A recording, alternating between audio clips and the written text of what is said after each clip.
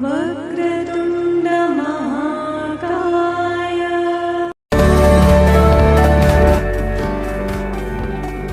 Hello friends, welcome to our channel.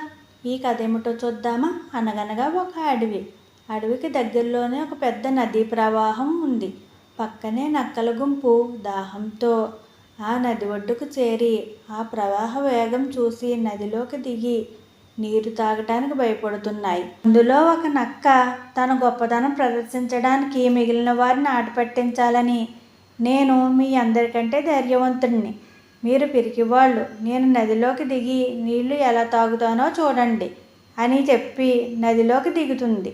దిగిన వెంటనే ఆ నది మధ్యలోకి కొట్టుకుపోయింది.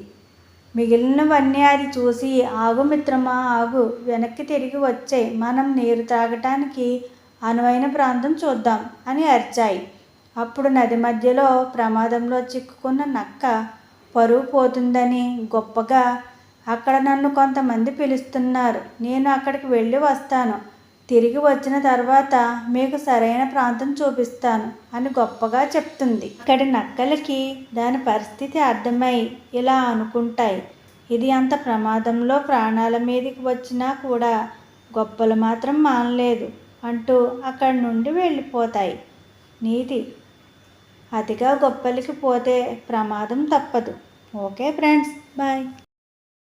Please like, share and subscribe friends, and don't forget to on the bell icon.